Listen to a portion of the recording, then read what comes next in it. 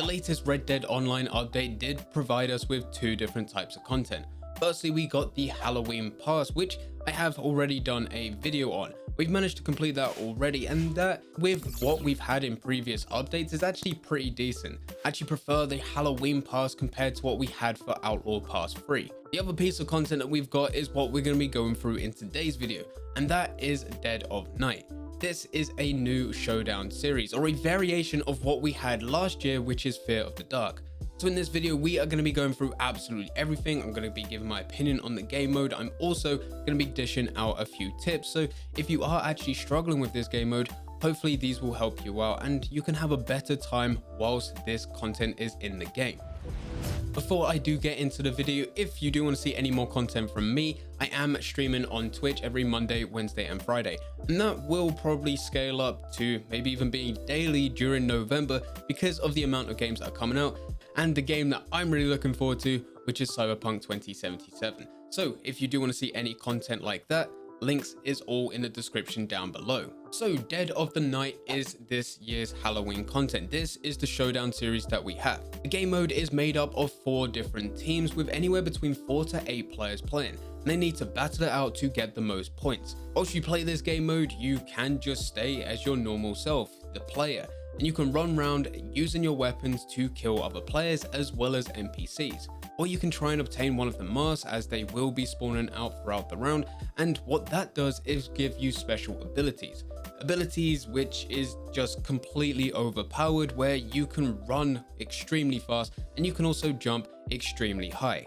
But unfortunately, these characters, which are called stalkers, they're not able to use your guns, which you can use as a player. Instead, you're stuck to a tomahawk and also a machete, which makes things slightly more difficult to get the kills. In this game mode, you can't use any ability cards and you can't use any tonics, so changing things up that way just won't even matter because you just can't use them. Now, as this is a game mode where the team with the most points win, there's a couple different ways in which you can get points. Firstly, if you are staying as a player and you haven't got the special abilities from a stalker, a player killing an NPC will give you 1 point, a player killing another player will give you 3 points, and a player killing a stalker will give you 5 points. If you do manage to get one of these masks, you will transform into a stalker, so therefore you need to use a tomahawk and also a machete to get the kills. But when you do have this mask, also the points are doubled. So this means as a stalker, if you get an NPC kill, you will get 2 points. If a stalker kills another player, you will get 6 points. And if a stalker kills another stalker, you will get 10 points. So there is an incentive to go after these masks. You get special abilities and you get twice as many points. So it is definitely worth it. In my opinion, this is by far the best game mode that we've had within Red Dead Online. I did have a similar opinion last year when we had Fear of the Dark. I just really enjoy these types of game modes. Now, I should point out that I am not a PvP player that plays every single week. I only hop onto showdown series or even races nowadays when there is double gold, double money, triple gold, triple money. That's what I normally stick to. But because of how much fun I had last year playing Fear of the Dark, I absolutely love playing as a stalker. I'm always going to be hopping on whenever they bring them back into the game. So it's no different this year, and every time I've hopped on to Red Dead Online since the Halloween update, I've been playing showdown series, and I've played less time within free roam. For playing this game mode and every game that I've played so far, I've got round about 16 gold nuggets, I've got $45, and I've got anywhere between 700 going all the way up to 800 XP. And this is with a triple gold and also triple money payout, as it is one of the benefits whilst this is out for Halloween. And it's not actually the highest paying showdown series we've ever had.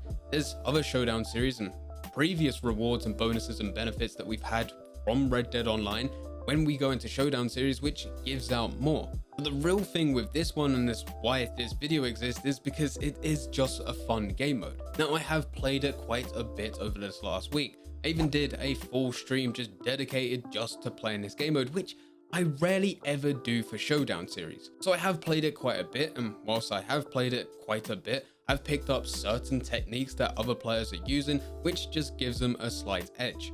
So hopefully these tips will somewhat help you guys out. It's probably not tips for hardcore players. I should point that out, as I did previously mention that I don't actually play PvP too much. So the first one is kill NPCs. NPCs give points, and the amount of times that I've teamed up with someone where we've just ran straight past the NPCs and I've stopped to go and kill them all, and my teammate has just run off and failed to get one of the masks or got nowhere near, and it just didn't really do much. If you come across an NPC, it's definitely worth killing, and if you get the Stalker mask, their points are doubled, so definitely kill NPCs. In a time, in fact, the whole game mode, you will be able to find more NPCs than players. You can get anywhere between 4 to 8 players per game, but there's loads of NPCs that will be spawning in. Some of them run from the edges inside to the map, and other ones just automatically and just pop up out of nowhere when the masks have spawned in.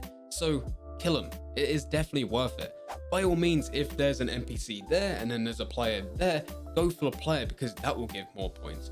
Likewise, if there's an NPC there, a player there, and a stalker there, go for the stalker because the stalker will give even more points. But if NPCs are beside you and it's an easy kill, do it.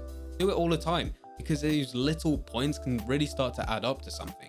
It's also why you go into games, and if you see someone that's got 30, 40, 50 kills, those players have been killing NPCs and those aren't actually player kills. NPC kills actually count as kills overall. The next tip is by far the most overpowered thing that you can do in this game, and that is the push. Now when you're a stalker, you do only have 2 weapons. The machete is something that I've had to resolve to because I keep throwing the tomahawk and forgetting where I've thrown them. So when I'm running around with a machete, what you do is, because you've got insane pace, you can catch up with other players, push them to the ground, and then just slash it. It kills them first time. But what's really overpowered is that the normal players that are running around can actually do this to the stalkers. And if you do that to a stalker, well, that gives you time to put some bullets, maybe throw a fire bottle down, maybe get your shotgun out and actually kill them. And those are some very, very good points. If you're a stalker and you do it to another stalker, that's where the big points are at. So if you can, try to use the push as often as possible. If you're coming up to another player and you are your normal self, so you're not a stalker, then yeah, just use your weapon. It means you don't have to run as far and you don't have to risk getting as close. You can just, take them one shot, one kill with a headshot, and then you're at a safe distance. But if you see an opportunity to push a stalker, or you're the stalker and you're going to chase after a player, push them over every single time. Next tip is that I've kind of found it difficult to target a stalker whilst they're jumping. And this is because they just lag everywhere. Now, I thought this was actually a personal issue with my setup, my connection, but it seems like everyone's having this issue where as soon as a stalker jumps, the game just can't keep up to the actual position of the stalker. So you actually don't know where the exact position is of that stalker whilst they're in mid-air. It means that you can't target him, which makes it very, very effective if you're the stalker and you're trying to get away. Quite a few times as where I've tried to take on NPCs and I just try and take on too much and I've got low health, or I try and take on too many players and I've got low health. The situation here is that you've got low health. You want to get away quickly so that you can regen, then jump quite a bit because it's harder for players to actually target you and NPCs can only shoot so far. There are some maps where you can actually jump on top of the buildings. The one that's coming to my mind is Braithwaite Manor. And if you jump on top of there, you're actually in a very, very good position where other players can't get you unless they're shooting from a distance, which they're not going to be getting an amazing shot that far away. Well, stereotypically, not every player's a god within this game. You may get a few players which can get some good shots of, but from that distance, as well as the stalker's health, it's not going to be killing you, which means other stalkers need to jump up there and it just puts you in a tactical position. Many times I've been on top of the manor and someone's jumped up, and because the second you jump as a stalker and then land, it takes a couple seconds where you're on the ground to then stand up. That's the time when I throw in tomahawks and machetes and everything, and I get quite a lot of points for those kills. It's also pretty nice because around the manor, there's a lot of different spawn locations for the NPCs, in which I just throw down tomahawks, jump down, jump back up, and carry on doing that to get very, very easy points. So that is Dead of Night, and as said, it is by far one of my favorite game modes. So at the minute, I am playing it every single day. I'm also not making a mistake that I did last year, which is where I did play Fear of the Dark every single day. I just didn't record any footage, so I actually haven't got any footage of Fear of the Dark. This year, I'm stocking up on as much footage as possible with Dead of Night. I'm absolutely loving every single game that I have, whether I win or lose. Anyway, that's my opinion on the latest game mode, as well as some tips that can hopefully benefit some of you guys out. Let me know in the comment section down below what are your opinions on this game mode, and I'm also curious, do you have any more tips?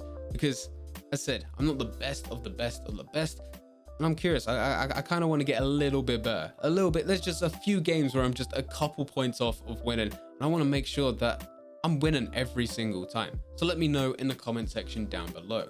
If you do want to see me streaming this game live, then I will be streaming every Monday, Wednesday, and Friday. And whilst this is happening over Halloween, well, we're going to be going into this game mode.